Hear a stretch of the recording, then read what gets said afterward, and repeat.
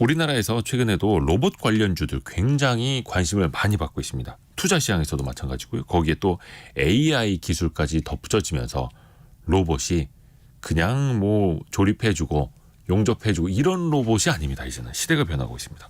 그리고 전 세계 로봇 산업 규모가 연평균 20%씩 성장하고 있고요. 2030년에는 그 규모가 213조 원 시장이 될 것이다라는 국제 로봇 협회의 전망도 나오고 있습니다. 그러면 이 로봇은 어디까지 발전하게 될까요?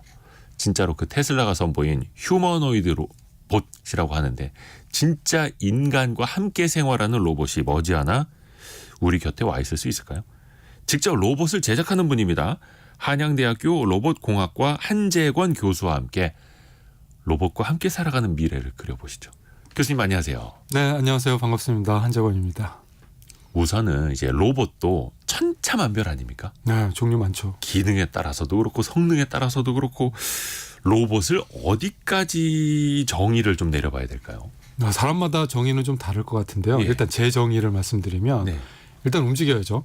움직여야지 로봇이라고 좀 볼 수 있는데 네. 그 움직임을 사람이 일일이 다 뭐 명령하고 뭐 손대지 않고 자기 스스로 움직일 수 있는 것이라고 보면은 일단은 예전에는 자동화 기계도 로봇처럼 보였어요.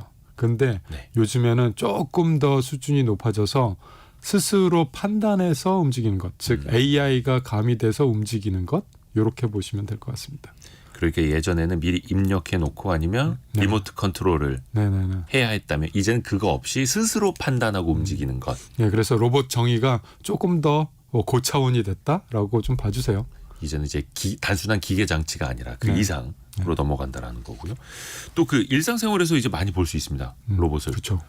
그 호프집 가도 로봇이 그 맥주를 배달해주고 네네. 아니면 진짜 동태찌개도 로봇이 배달을 해주더라고요. 네네. 그리고 치킨을 튀기는 로봇 팔도 이전 실생활에서 많이들 쓰고 계시고 네. 그거 전문점으로 한 프랜차이즈 업종도 생겨나고 있고 성공한 프랜차이즈점이 있죠. 지금 거의 일상에 어디까지 지금 침투하고 있다고 보세요? 지금 말씀하신 것 정도가 많이 보실 수 있는 거고요. 그런데 이제 로봇 팔을 가지고 제조업 현장에서는 정말 다양하게 쓰고 있어요. 로봇 팔만 하더라도. 네. 그래서 예전에는 사람들이 기계 앞에 붙어서 네. 뭔가 막 그 물건을 뺐다 집어넣었다 하고 또 상품을 옮기고 이런 손으로 하는 작업들이 네. 이제는 로봇으로 많이 대처되고 있습니다. 그런 것들은 공장 안에서 벌어지니까 일상생활에서 잘 보이진 않아요. 근데 지금 굉장히 빠르게 확산하고 있고요. 그리고 일상생활 속에서는 앞으로 좀 더 특이하게 보여질 게 배달 서비스입니다. 그래서 뭐 배달의 종류는 되게 많죠. 예. 음식 배달도 있고 그리고 택배도 있고 네. 이런 것들을 어느 정도까지 들어갈 수 있을지를 지금 보고 있는 단계입니다. 왜냐하면 작년 말에 규제가 풀렸어요. 우리나라에서요. 예. 네. 그래서 그 이후로부터 이제 본격적으로 시험을 하고 있거든요. 그 시험에 지금 중간에 딱 와 있습니다.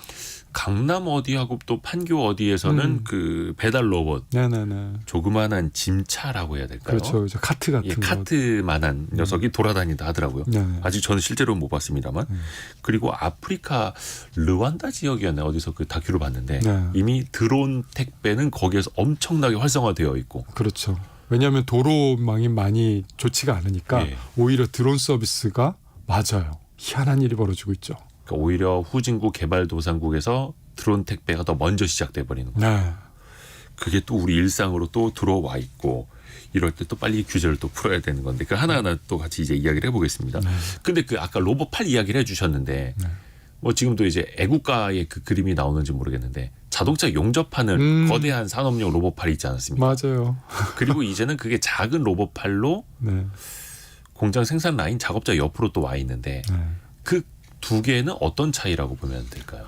일단 힘을 느낄 수 있느냐 없느냐 차이일 거예요. 왜냐하면 공장에서 예전에 애국가 말씀하셨는데 네. 이렇게 용접하는 거대한 기계들은 예. 위험해요. 위험하다. 그거는 그냥 프로그래밍 된 대로 하루 24시간 1년 365일 계속 움직이는 거예요. 똑같이. 그런데 그 작업 현장에 만약 사람이 있다라고 생각을 해보세요. 그럼 사람 칩니다. 아, 옆에 있어도 그냥 자기 프로그래밍 된 대로 움직여야 되니까 그냥 쳐버리고 그냥 움직이는 거예요. 그런 거죠. 그러면은 안전사고 일어나고요. 그래서 굉장히 위험해서 일상생활 속에서 사람 주변에서 쓸 수는 없어요. 그렇기 때문에 그건 그냥 공장 안에 갇혀져 있었는데 이제 우리 일상생활 공간, 제조업도 일상생활 사람이 생활하는 공간 속에서 로봇이 같이 협업을 해줘야 시너지가 나는 게 굉장히 많은데 그런 거에는 어떻게 안전하게 쓸 수 있지라고 고민을 한 거죠. 그랬을 때 로봇이 힘을 느끼면 된다라고 솔루션을 찾았어요. 해답을 찾았습니다. 그래서 뭔가 이상한 힘이 느껴진다? 그럼 서버려요.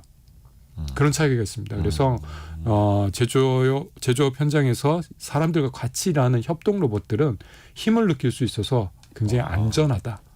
요 차이가 있습니다. 그래서 사람 옆에다가 두고 같이 쓸 수 있는 로봇팔을 협동 로봇이라고 하고 네. 아니면 이제 큰 거는 산업용 로봇이라고 하는데 제가 알기로는 산업용 로봇은 그 인근에 사람이 갈 수 없도록 펜스를 쳐야 하는 규정이 있다 하더라고요. 그 규정은 아직도 있어요. 그래서 이 로봇이 힘을 느낄 수 있느냐 없느냐를 가지고 인증을 해줘요. 그래서 그 인증을 받으면 사람 곁에서 쓸 수 있습니다. 막 센서 같이 달려 있고, 네. 오호, 그것도 중요하네요.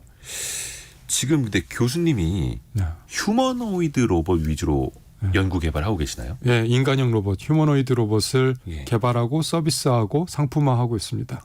일단 휴머노이드 로봇이라고 하면 네. 휴먼, 사람을 닮은 네. 왜 영화에서 바이센티니얼 그런 맨이라든지 거죠, 그런 거. 로보캅 그런 겁니까? 로보캅 만드십니까? 로봇캅은 사람 아닌가요? 반은 사람인데. 아 맞다, 로보캅은 사람이었구나. 네네네.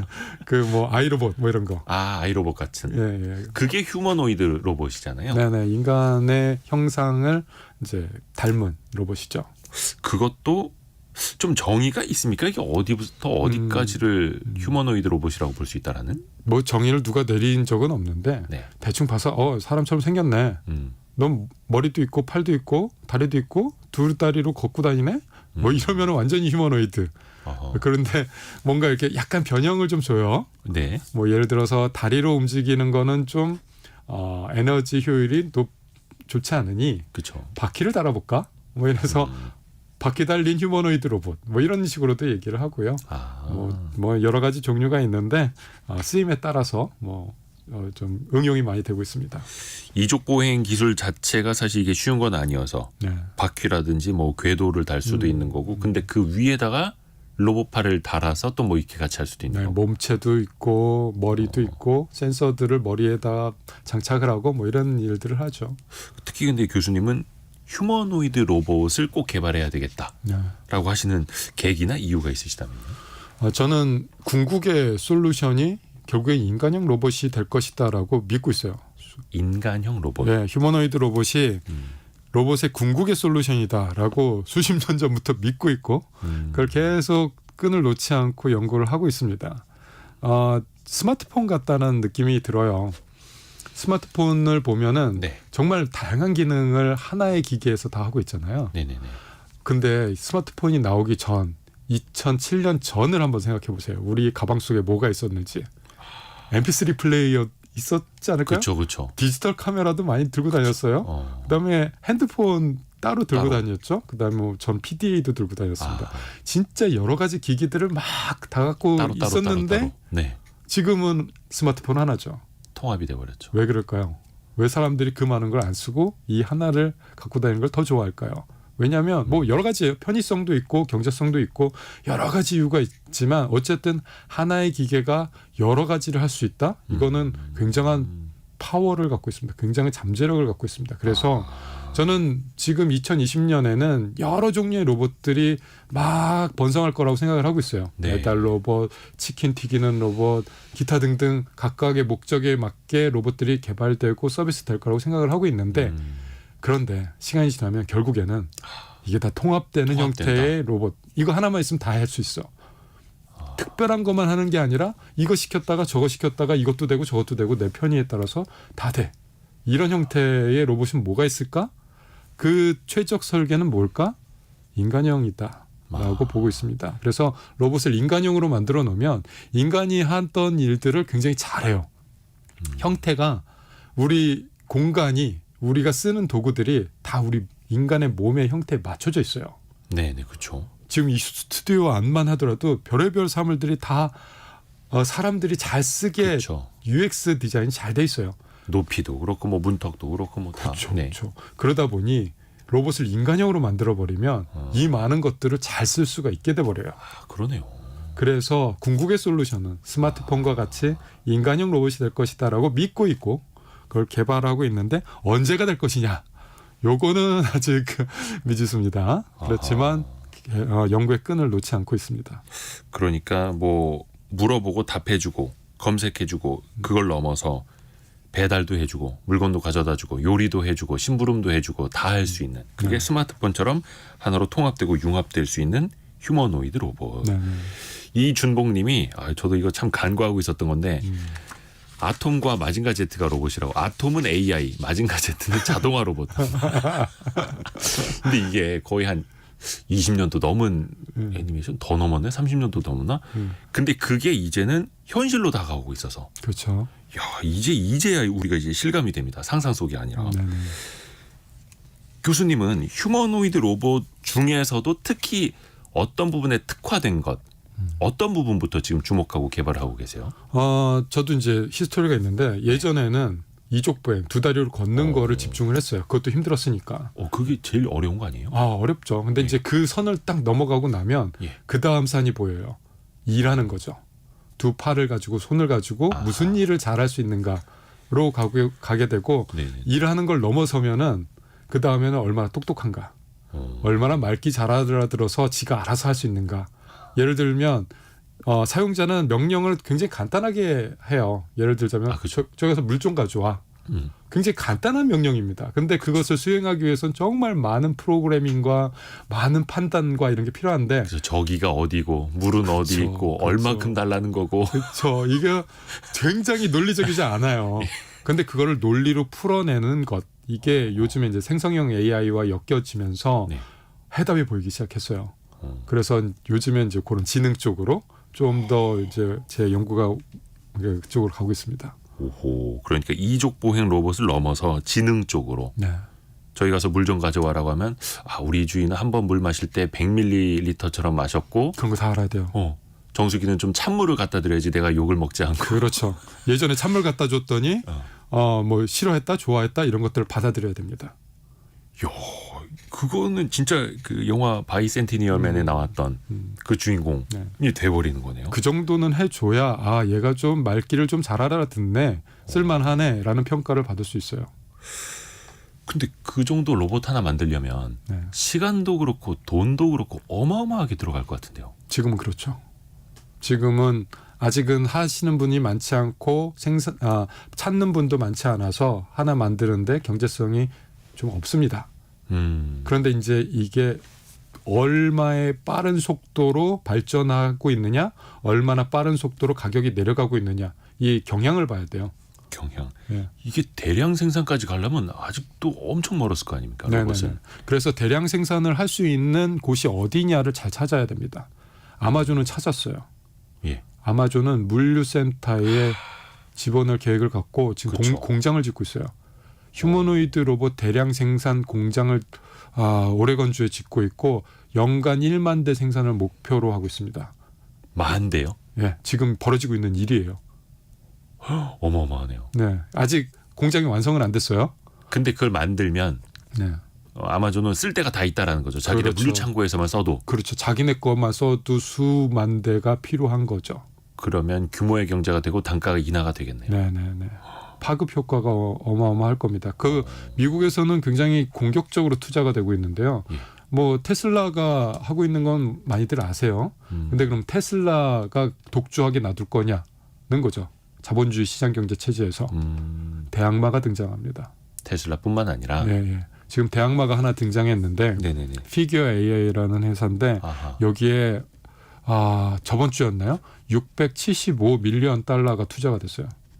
우리나라 돈으로 하면 8천억 원 정도죠. 시리즈 B였는데 그래요. 스타트업이고 2년 된 스타트업이었는데. 그 피규어 AI가 진짜 사람같이 생긴 로봇. 네.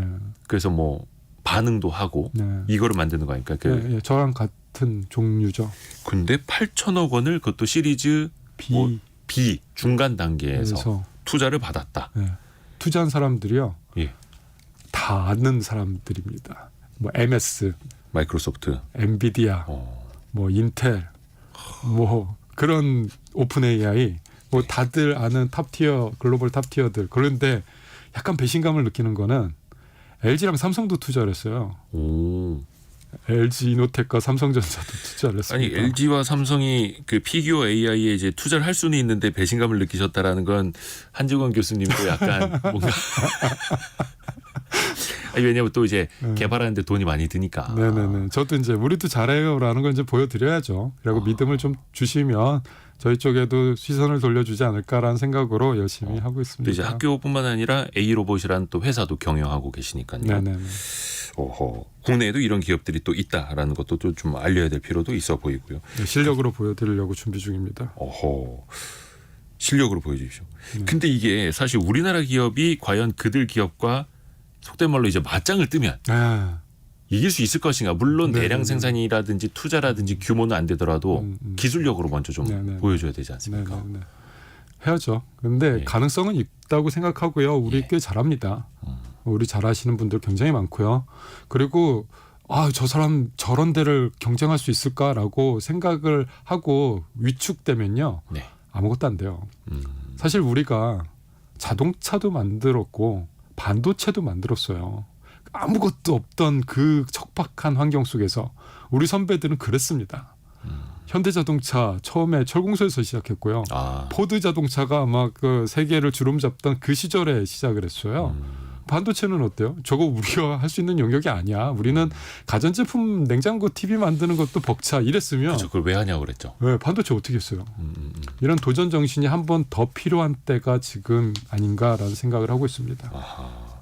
도전 정신이 필요하다. 물론 이제 미국의 빅테크 기업들 어마어마한 기업들이 치고 나갈 수밖에는 없겠지만 좀 더 이제 구체적으로 한번 들어가 볼게요. 이제 산업적인 측면으로 아까 아마존 이야기를 좀 해주셨고 물류창고에서 분명히 많은 로봇을 필요로는 할 텐데 그 뭐 유튜브에 나오는 이제 로봇 영상들을 보더라도 어떤 빨판 가지고 박스만 이제 들어 올리고 맞아요. 옆으로 운반해주고 네. 아니면 이제 AGV 뭐 그렇죠. 라고 스스로 해서 움직이는 로봇들 바퀴 달려서 바퀴에 달려서 이송을 해주는 로봇 정도까지 이해가 가는데 혹시 물류창고 이런 데도 휴머노이드 실제로 다리 달리고 팔 달리고 이런 휴머노이드 로봇이 필요합니까? 그러니까요. 저도 의외였어요. 아니 아마존은 이미 물류창고 자체를 그렇게 바퀴 달리는 로봇으로 완전 로봇화를 다 완료를 했거든요. 그래서 아마존의 물류센터에는 사람들이 거의 없다라고 알고 있거든요. 그런데 휴머노이드 로봇에 투자를 하는 거예요. 그래서 왜 그런가 했더니 자기들이 아무리 물류창고를 로봇화를 시켰는데도 네. 사람들이 필요하더라. 뭘 자동화를 해보니까 해도 네, 뭘 해보니까 여기 요게 부족하고 저게 저게 부족한데 이게 그냥 굉장히 딱 눈에 띄어서 이거를 막 로봇으로 완전히 그거에 맞는 로봇으로 만들기에는 이게 또 수지 타산이 안 맞는 거예요. 타산이 안 맞고 근데 그런 일들이 곳곳에 조금씩 많이 있는 거예요. 그러니까 결국엔 사람들이 들어가더라.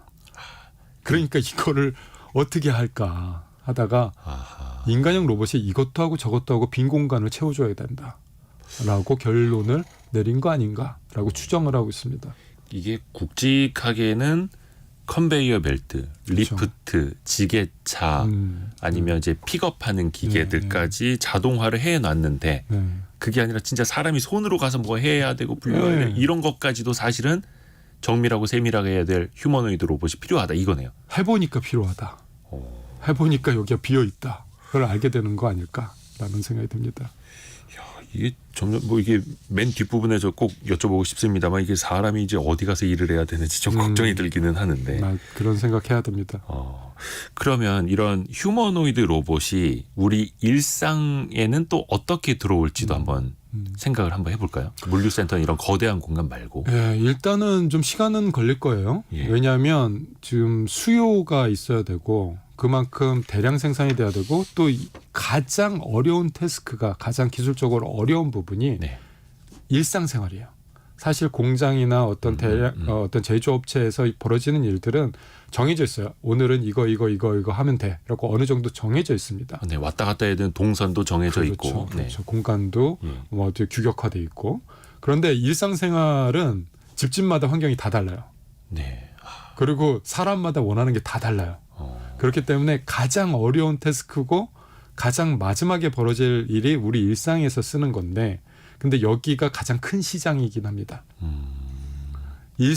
많은 보통의 사람들이 사준다? 이게 가장 큰 시장이거든요. 그래서 애플이 시가총액 1위를 할 수 있었던 것도 이런 스마트폰을 만들 수 있기 때문인데, 그러면 이게 언제 올 것이냐? 가장 마지막에 올 것이고 그게 언제일 것이냐라고 했을 때 사람마다 얘기하는 바는 다 달라요. 근데 저는 일관되게 하나 딱 얘기하고 있습니다. 수십 년 전부터. 예. 35년. 예? 2035년. 2035년에 뭐가 있나요? 일상생활에서 우리는 휴머노이드 로봇을 보게 될 것이다. 얼마 안 남았는데. 10년 전에 또 20년 뒤에 올 거예요라고 했을 때는 예. 너무 먼 건데 막 이랬어요. 주변에서 예. 20년 뒤면 그 뭐 언제 와? 그랬는데 이미 이제 그리고 이제 10년이 지났어요. 이제 10년밖에 안 남았다 이렇게 얘기를 하면 갑자기 이제 위기감이 드시나 봐요. 그렇게밖에 안 남았어? 그런데 2035년이라고 예전부터 얘기하고 다녔던 이유는 네. 딱 하나, 둘 정도입니다. 네. 인류 역사의 기술 진보의 패턴이에요. 그게 하나가 있고요. 예. 두 번째는 그 로봇 하시는 분들이 만들어 놓은 로드맵이 있어요. 네. 그게 이제 둘입니다. 그러다 보니 그게 이제 그런 자료들을 바탕으로 2035년 정도면 우리 일상생활 속에서 휴머노이드 로봇을 볼 수 있을 거예요라고 생각을 하고 있고요. 2030년쯤에는 2028년에서 30년쯤에는 네. 제조업 현장에서는 분명 휴머노이드 로봇들이 이제 일을 하기 시작한다라고 보고 있습니다. 그러니까 로봇 팔뿐만이 아니라 진짜 사람처럼 생긴 녀석들이 저 볼트가 떨어졌네. 그럼 자기가 주워오고 이럴 수도 있다라는 거죠. 그게 이제 단계적으로 벌어질 거예요. 기업에서부터 먼저 쓰고 그 다음에 일상생활에서 쓰고. 근데 이게 예전 같았으면 교수님 이거 좀 먼 것 같은데요라고 이제 좀 반문을 했을 수도 있을 것 같은데 최근에 나오는 그 동향들을 보면은 하루가 다르게 이제 빠르게 그렇죠. 진화하다 보니까 그렇죠. 10년 되겠는데요? 그냥 고개가 끄덕여집니다. 네. 또 개발하시는 분들은 또 가열차게 개발을 또 하셔야 될 테고요. 그러니까 아까 힘을 느껴야 어떤 진짜 휴머노이드 로봇이라고 이제 말씀을 해주셨는데 이것도 이제 지각하는 기능이 필요하고 네. 진짜 로봇의 온몸에 막 센서가 막 덮쳐지고 막 이런 개념 아니겠습니까? 네. 힘은 어떻게 느끼게 되고 어떤 원리로 인지를 하게 되는 거예요? 강의해도 되나요? 저 조금만 쉽게. 제일 잘하는 건데. 그래요? 네. 아니, 그 강의하는 거 진짜 좋아해서. 네. 쉽게. 네. 일단은 모터가 있어서 모터가 움직이죠. 네. 모터가 움직이기도 하지만 힘을 느낄 수도 있게 만들 수 있습니다. 그래서 관절마다 모터를 넣을 텐데 관절마다 외력이라고 할까요? 바깥에서 느껴지는 저항 이런 것들을 로봇이 모터가 센싱할 수 있어요. 모터가 느낄 수 있어요. 그런 관절마다 느껴지는 그 이상함을 다 종합을 하면 수학적으로 계산해낼 수 있습니다. 그런 게 이제 간접적으로 잘 계산해서 느낄 수 있는 힘이고 직접적으로는 아예 힘 센서를 붙이는 방법도 있어요. 더 정밀하게 측정하려면 아예 팔목이라든가 발목이라든가 손가락 끝이라든가 이런데 힘을 느낄 수 있는 센서들이 있어요. 그런 것들을 붙입니다. 그래서 뭔가 좀 더 정밀하게 힘을 느낄 수도 있고요. 지금 저희가 그 한양대학교 로봇공학과 한재권 교수와 이야기를 나누고 있는데 여기서 하나만 좀 여쭤볼게요. 그러면 사실 모터는 뭔가 좀 빠르게 돌리는 그렇죠. 힘을 작동하는 힘을 발생시키는 걸로 알고 있는데 그래서 거기다가 감속기 같은 걸 붙여서 많이 하신대요. 속도를 좀 제어하지 않습니까? 네네. 근데 이 모터와 감속기 개념이 아니라 거기 어떤 센서까지 들어가서 모터 자체가 힘을 느낀다는 거예요? 아니요. 센서를 특별히 더 넣는 건 아니고요. 예. 모터에 주는 힘을 전기를 주면 모터가 돌잖아요. 예. 그 전기를 한 10을 주면은 한 100을 돌아야 돼요. 원래는. 예. 그런데 10을 줬는데 80밖에 못 돌아요. 바깥에서 뭐가 방해하고 있는 거죠. 그런 식으로 계산해낼 수 있습니다. 그런 걸 이제 전류로 센싱을 해서 하는데 근데 감속기라는 말씀을 하셨고 제가 너무 기뻐갖고 거기까지 아시는 분이 많지 않아서 근데 대단하십니다. 일단 그 감속기가 그 굉장히 핵심 부품이에요. 예, 로봇에서. 예, 예. 로봇을 비싸게 만든 범인입니다. 아, 그래서 이 감속기를 어떻게 하면 안 쓰느냐 또는 싼 감속기를 만들어내느냐가 지금 로봇계에서는 화두예요. 그래서 점점 가격을 낮추는 작업들이 이런 식으로 벌어지고 있습니다. 그래서 예전에 굉장히 비싸게 만들었던 로봇들이 갑자기 어느 순간 보면 야, 저 가격에 만들 수 있다고? 라고 하거든요. 네. 거기에는 아이디어들이 막 들어가 있어요. 예를 들자면 감속기 없이 할 수 있어 우리는. 막 이런 아이디어들이 들어가 있습니다. 감속기가 없이 그럼 모터가 더 정밀해져야 하는 거잖아요. 힘 세고 모터가 더 힘이 세고 또는 감속기 자체를 좀 아이디어를 내서 비싼 감속기가 아님에도 불구하고 감속 성능을 낼 수 있는 것들 이런 것들이 아이디어가 나오고 있죠.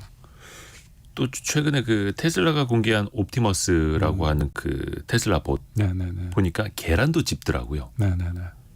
그거는 진짜 정밀하게 센싱을 한다라는 의미인데. 그렇죠. 힘을 나는 이렇게 약한 힘도 느낄 수 있어를 그렇게 보여준 겁니다. 그래갖고 보는 사람들이 계란 집었네 정도로 그냥 보는 게 아니라 네. 야 저렇게 브리틀한 깨질 것 같은 것도 안 깨질 만큼 정밀하게 느낄 수 있다. 이렇게 봐주셔야 될 것 같아요. 그게 당연히 쉬운 건 아니겠죠. 원래 큰 힘을 제어하는 게 더 쉽습니다. 예. 로봇들은 네네. 작은 힘을 제어하는 게 더 어려워요. 예. 근데 이제 작은 힘도 할 수 있다를 계란 집는 거로 보여준 거죠. 그리고 또 하나가 이게 휴머노이드라고 하면 스스로 판단을 해야 되지 않습니까? 네. 그럼 최근에 뭐 챗GPT도 나와 있고 AI 솔루션들 많이 나오고 있는데 네. 그게 로봇에 덧붙여지는 개념이겠죠. 그렇죠. 머리 뭔가 있어야 되니까요. 네, 뭐 로봇이야 원래 컴퓨터가 들어가 있어서 네. 그 컴퓨터 내에 있는 프로그램의 명령을 받아서 구동기가 모터가 돌아가는 구조잖아요. 네. 그런데 그 컴퓨터의 성능이 점점 비약적으로 발전을 하고 있고 그 컴퓨터 안에 들어간 프로그래밍이라고 하는 것들이 AI 모델로 채워지면서 이 로봇들이 점점 똑똑해질 수가 있는 거죠. 사실 로봇이 AI 발전 없이는 발전할 수가 없어요. 그렇죠. 그리고 지금 AI가 이렇게 비약적으로 발전해주고 산업의 중심으로 들어오니까 그제서야 로봇도 덩달아서 이제 발전하기 시작을 한 겁니다. 이제 그게 인공지능이 없으면 그냥 깡통 로봇이라고 하겠죠.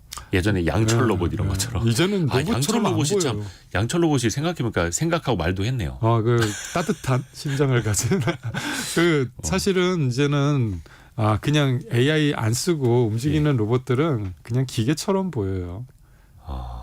그래서 뭔가 말귀도 좀 잘 알아들어야 로봇이지 뭐 이런 느낌까지 옵니다. 이야, 그러면 또 그 로봇도 계속해서 학습을 합니다. 실시간으로 해야 하는 거고요. 네. 그 실제로 로봇을 좀 개발을 하실 때 좀 네. 실패를 어쩔 수 없이 거듭할 수밖에 없잖아요. 뭐 매일 하는 게 실패인데요. 명언 나왔습니다. 매일 하는 게 실패다. 예. 그래야지. 저기 아까 저기 투자 받으신다고 하면서 근데 실패가 많으면 많을수록 네. 어떤 일이 벌어지냐면 이쪽 길은 가서는 안 되는 길이구나를 아는 거예요. 거의 에디슨이 했던 말처럼. 수많은 길이 있고 지금 눈 감고 정글 탐험을 하는데 예.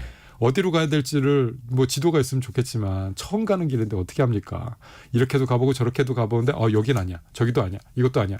아닌 길들을 다 알게 되면은 이제 확률적으로 되는 길을 찾을 확률이 높아지는 거죠. 혹시 가장 기억에 남는 실패 사례나 네. 뼈 아팠던 혹은 진짜 어이가 없어서 웃음까지 나왔던 뭐 실패 사례 좀 재미난 에피소드 없습니까? 그 수백 개 중에 뭘 꼽아야 되나? 그거 할까요? 그 평창 동계올림픽 때 네네. 저희 휴머노이드 로봇이 스키를 탔어요. 그래요? 실제 슬로프에서 그래서 대회전 경기를 했습니다. 기문과 기문 사이로 싹싹. 네네.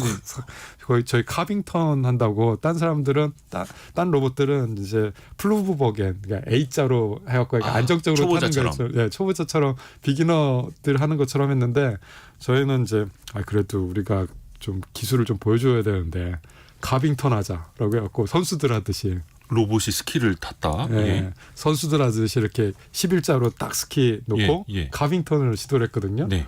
속도 진짜 빠르더라고요. 그렇죠. 슬로프에서. 네, 그래갖고 그날 바람이 너무 많이 불어갖고 스키대 그 동계올림픽 하루 그 연장된 적이 있어요. 휴장? 그 하도 바람이 불어갖고 그렇죠. 바람 너무 많이 불면 위험하니까. 그날 떼굴떼굴떼굴 굴렀습니다. 아, 로봇이. 바람이 너무 많이 부니까 네네네. 이게 거의 막 저항이 너무 크더라고요. 그거 제어 못해갖고 슬로프에서 완전 떼굴떼굴떼굴 굴렀던 적이 있죠. 아, 보는 사람들 사이에서 이제 분위기가 예. 싸해졌겠네요. 좋아하시던데요? 아, 재밌다. 어차피 뭐 완벽한 성공을 바라지는 않았겠습니다만 네네네. 그래도 그런 이제 시도를 하셨던 거네요. 네, 근데 그런 게 있어야 예. 제대로 잘 탈 수가 있게 되는 거죠. 뭐. 넘어지고 나니까 왜 넘어졌지? 를 생각을 하는 거죠. 바람 생각을 못했네. 바람까지 고려해서 제어를 어떻게 하면 좋을까? 그제서야 이제 생각이 되죠. 그 전엔 생각 안 나요. 뭐 하기사 평창 동계올림픽도 이제 꽤 몇 년 지났으니까 지금은 더 좀 그렇죠, 지은화가 됐겠죠. 5년 전 얘기한 겁니다. 이야, 지금은 나아졌죠? 그때 로봇 보면 눈 뜨고 못 봐요. 내가 저런 걸 만들었다고 막 이러면서. 근데 이제 그만큼 또 성장이 됐다라는 네네. 뜻일 테니까요. 로봇에도 뭔가 에너지원이 필요하지 않습니까? 그렇죠. 대부분 당연히 2차 전지가 들어간다고 봐야 될까요? 그렇죠. 그게 또 핵심이 될 테고요. 네. 어떻게 그냥 뭐 갖다 붙이면 되는 원리입니까? 어때요? 에너지원은? 예, 저는 뭐 2차 전지 전문가가 아니라서 잘 만들어 주신 거를 잘 쓰고 있죠. 그런데 아직 좀 부족해요. 아, 그래요. 예. 좀 에너지 밀도가 좀 높았으면 좋겠습니다. 사실 예. 휴머노이드 로봇, 인간형 로봇은 인간에 비슷해야 돼요. 에너지 쓰는 것도 비슷한 수준까지 올라와야 됩니다. 네네네. 그런데 지금은 인간에 비해서 너무 많이 전력을 쓰고 있어요. 에너지를 쓰고 있어요. 오늘 인간을 생각하면요. 에너지를 어떻게 흡수를 하냐면 음식을 먹어요. 근데 그 음식을 화학적으로 이제 사용을 합니다. 에너지로 네. 만들어내기 위해서. 그 에너지원이 얼마나 될까요? 하루 3끼 먹는다고 치고 하루 몇 칼로리 드세요? 글쎄요. 전 잘 그런 걸 계산을 안 해가지고. 저도 잘 계산 근데 안 하지만. 인간은 굉장히 효율적인 동물 아닙니까? 맞아요. 네. 굉장히 효율적이에요. 예. 그래서 우리 뭐 수천 킬로칼로리 먹고 예. 하루 종일 움직여요. 예. 하루 종일 생각하고요. 뭐 누워서 잠자는 시간 빼고는 정말 잘 움직여요. 예. 말도 잘하고. 그런데 그걸 이제 로봇으로 환산해 보면 그 에너지원 가지고는 그 정도 에너지원으로는 지금 1시간 정도밖에 못 움직여요. 아, 그래요. 그러니까 너무 차이가 나는 거죠. 그리고 그러다 보니까 배터리가 정말 많은 전력을 가지고 있어줘야 돼요. 상시. 네. 그런데 그게 아직 안 되는 거죠. 그래서 아직 한계에 있습니다. 만약에 배터리 기술이 좀 더 발전해서 에너지 밀도를 더 높일 수 있다면 로봇은 더 많이 오래 쓸 수 있고 굉장히 많은 일들을 잘 수행할 수 있을 것 같아요. 그러니까 비싼 휴머노이드 로봇을 예를 들어서 우리 집에 들여놨는데 네. 로봇 비서, 네. 로봇 파출부 이런 식으로 가정부. 네. 근데 계속 저기 콘센트 옆에 가 있고 저 밥 좀 먹고 올게요. 충전하고 일좀 있고. 시키려고 그러면 밥 좀 먹을게요. 네. 이러는 거죠. 아니면 이제 유선으로 막 이렇게 해서 줄만 한 10m가 있고 이러면 또 안 되니까요. 네, 그건 이제 극복을 할 거라고 믿고 있고 전지하시는 분들이 그 극복해 줄 거라고 믿고 저희는 됐다라고 가정을 하고 개발을 하고 있습니다. 또 그 휴머노이드 로봇 중에서 선두권에 있는 테슬라, 네. 테슬라 봇 빼놓을 수가 없는데 네. 머지않아 또 뭐 공장에 뭐 투입할 예정이다 일론 머스크가 이야기를 하기도 하고요. 네. 그 가격을 대략 로봇 한 대당 2만 달러로 예상을 했더라고요. 네. 근데 2만 달러 우리나라 돈으로 한 2,600만 원 정도 아닙니까? 네, 네, 네. 근데 사람을 닮은 로봇이 2,600만 원이다. 이거는 비싸다고 봐야 될까요? 아니면 이건 저렴한 거라고 봐야 될까요? 어떤 일을 하냐에 따라 다르겠죠. 어떤 일을 하느냐에 따라서. 만약에 뭐 3천만 원 할게요. 네. 3천만 원 주고 샀는데 할 수 있는 일이 별거 없어. 서 있어 그러면은 그냥. 예. 그냥 그거는 낭비죠. 그렇죠. 내가 한 3천만 원 주고 들여놨는데 내 생활이 너무 편해졌어. 뭐 밥도 안 하고 빨래도 안 하고 청소도 안 하고 뭐 아무것도 안 해도 돼. 그러면 비쌀까요? 그런 이제 효용성, 그러네요. 효용성에 대한 가치일 텐데 사실 일론 머스크가 2만 달러 얘기를 했을 때 그건 목표 가격입니다. 아직 현재 가격은 아니에요. 그 선까지 낮추겠다라고 얘기한 겁니다. 네네네. 그러면 이제 가격 경쟁이 붙은 거죠. 그리고 누가 더 빨리 가격을 낮출 수 있느냐 경쟁이 붙어 있습니다. 와, 그게 또 가능할 거라고 당연히 그들은 보겠죠. 목표이기도 하고. 네네. 얼마나 대량 생산을 잘 해내느냐, 그리고 얼마나 아이디어를 잘 내서 비싼 부품을 싸게 만들 수 있느냐에 대한 얘기입니다. 이제 테슬라는 그냥 자동차 회사도 아니고 자율주행 회사만도 아니고 빅데이터, 슈퍼컴퓨터 거기다가 인공지능, 휴머노이드까지 무섭습니다. 근데 그게 또 하나로 또 융합이 될 수도 있는 측면이 그렇죠. 있잖아요. 그 궤적을 보면 그냥 일맥상통해요. 딱 하나의 궤적으로 예. 모든 여러 디바이스들이 있는 것 뿐이고 사람들이 보기에는 디바이스만 보니까 막 헷갈리는 거죠. 로켓도 만들어, 휴머노이드도 만들어, 전기차도 만들어, 발전기도 태양광도 해. 네, 네. 뭐 이렇게 뭐 중구난방이야라고 하겠지만 이 사람들이 가는 궤적은 딱 하나, 일맥 딱 한 길을 가고 있습니다. 뭐냐면 소프트웨어로 세상을 완전히 뒤바꿔서 자신들이 새로운 산업을 장악하는 것. 요 모토 아래 모든 것이 움직이고 있습니다. 그들은 소프트웨어가 중심이에요. 소프트웨어로 세상을 바꿀 수 있는 것. 근데 그게 여러 가지 주변 하드웨어들이 다른 것뿐입니다. 로켓을 쏴서 인공위성을 쏴서 거기에서 통신을 해서 거기서 만들어지는 우리가 만든 소프트웨어들이 전 세계에 유통이 돼서 뭐 이런 식으로 생각을 펼쳐나가는 거예요. 우리가 네. 만든 AI 소프트웨어가 자동차에 들어가서 자동차를 바꿔내고 그래서 자동차 산업을 완전히 재편하고 이런 식으로 보면 로봇 하는 게 전혀 이상하지가 않아요. 그게 또 한 길로 또 가고 있는 셈인 거고요. 네. 또 하나가 많은 분들이 아까 보내주셨는데 0358님이 먼 훗날에는 로봇이 많아지고 로봇이 사람 보고 물 떠오라고 할 것 같아요라고 보내주셨고 네. 8022님은 우리 아들 취업시키고 싶네요. 지금 나오신 선생님에서 지금 선생님은요 한양대학교 로봇공학과 한재권 교수이고 A로봇이라는 또 회사도 운영하고 계시고요. 초등학교 5학년인데 어떤 과를 전공을 가야 할까요?라는 이게 뭐 하나하나 좀 풀어볼게요. 사실 네. 이제 인간의 일자리를 또 로봇이 나중에 대체할 것이다라는 우려들이 크지 않습니까? 많죠. 아까 교수님도 말씀을 해주신 건 휴머노이드 로봇은 사람의 일을 대체할 수 있어야 휴머노이드 로봇이라고 또 말씀을 해주셨고 네. 이거는 필연적으로 올 수밖에 없는 미래일까요? 네, 저는 그렇게 보고 있습니다. 우리가 안 하면 딴 사람이 한다라고 생각하고 있습니다. 그럼 사람은 뭐 해야 됩니까? 그래서 인간의 일에 대한 개념이 바뀌게 될 거라고 예상하고 있어요. 일에 대한 개념이 바뀐다. 이 인간의 일에 대한 개념은 계속 바뀌어 왔어요. 그리고 직업은 계속 변화해 왔습니다. 그거는 인류의 역사예요.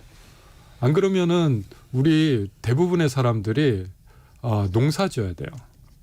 95 예전에 100년 전만 해도 95%의 사람들이 농사졌습니다. 아니 네. 농업에 종사했습니다. 농수산물. 그런데 지금은 한 5%에서 10% 이 정도로만 잡히고 있고 그렇죠. 나머지는 서비스업이라는 듣도 보도 못한 생각지도 못했던 일에 지금 종사를 하고 있어요. 네. 지금 스튜디오에 앉아서 방송을 하고 있다고요. 네네네. 그리고 이런 100년 전에는 생각도 못한 일들을 우리는 하면서 경제활동을 해나가고 있어요. 그냥 태어나서부터 봤으니까 자연스러운 것뿐이지 인간 역사에 비하면 굉장히 많은 변화를 한 거거든요. 그렇죠. 계속 변할 겁니다. 그 변화의 주체가 되느냐 아니면 따라가느냐에 따라서 그 공동체가 번영하느냐 그렇지 않느냐가 결정이 되어 왔고요. 인간은 계속 직업을 변해왔고 앞으로도 그럴 것이고 그 방향이 어딘가를 빨리 캐치하고 그쪽으로 가야 됩니다. 로봇이 나오면 인간이 일을 안 할까요? 지금의 일을 안 할 뿐입니다. 지금의 일, 지금 하고 있는 일을 안 할 뿐이다. 네, 지금 하고 있는 일 중에서 하기 싫은 일을 위주로 안 할 뿐입니다. 그러면 계속 인간의 일이라고 하는 것의 종류가 바뀌고 성격이 바뀌어서 무언가를 할 거예요. 우리는 경제적 동물이니까요. 그래서 부가가치를 다른 데서 창출해낼 것이고 이거를 무엇이냐를 잘 보는 사람들이 리더가 됐으면 좋겠어요. 그래서 리더를 잘 뽑는 것도 중요하고 그리고 우리 공동체가 좀 도전적인 의식으로 이것도 한번 가보자라고 하는 이런 분위기도 중요하고요. 근데 이게 산업화 이후로 서구 쪽은 굉장히 잘 돼 있어요. 네. 이거 한번 해보자. 새로운 거다. 이걸로 가보자. 뒤는 모르겠고 한번 가보자. 이게 좀 그들의 의식 속에는 좀 많이 있는 것 같습니다. 그러다 보니까 계속 개척해 나가는 일을 하고 있고 우리가 빨리 따라가서 그래도 다행인데 그래도 우리도 이제 패스트 팔로우가 아니라 네. 개척하는 사람으로 다음 단계로 진입을 했으면 하는 바람이 있습니다. 사실 우리나라가 신기술 참 많이 받아들이고 우리도 또 도전 정신이 있으니까요. 로봇도 그렇고 AI 기술도 그렇고 여기에 우리가 대체되는 존재가 아니라 네. 이걸 잘 또 활용하는 존재. 해서 한 번 더 우리가 점프할 수 있는 그런 계기가 좀 됐으면 하는 바람입니다. 오해가 하나 있어서 이건 꼭 네. 지금 하고 계신 일을 바꾸시란 얘기가 아닙니다. 네네네네. 이 새로운 직업은 우리 아이들이 할 거예요. 지금 하고 계신 일 열심히 잘 하시면 돼요. 여기서 조금 더 아이디어 내서 조금 더 개선하시고 로봇 사용해서 조금 더 나아졌네 뭐 이런 식으로 가는 게 기성세대입니다. 그런데 직업이 바뀐다고 하는 거는 기성세대들이 그 직업을 이제 은퇴를 하면서 그만두고 아이들이 우리 청년들이 새로운 아이디어로 새로운 직업을 해내는 거예요. 그렇게 돼서 시간이 흘러가면 인간의 직업이 바뀌는 겁니다. 오늘 한양대학교 로봇공학과 한재권 교수와 함께 말씀 나눴고요. 다음번에 한 번 더 뵙는 그때는 또 그 사이에 또 세상이 또 많이 바뀌어 있을 것 같습니다. 저 대신 로봇 투입할까요? 오늘 말씀 고맙습니다. 네, 감사합니다. 한재권 교수였고요. 라디오 정보센터 다녀옵니다.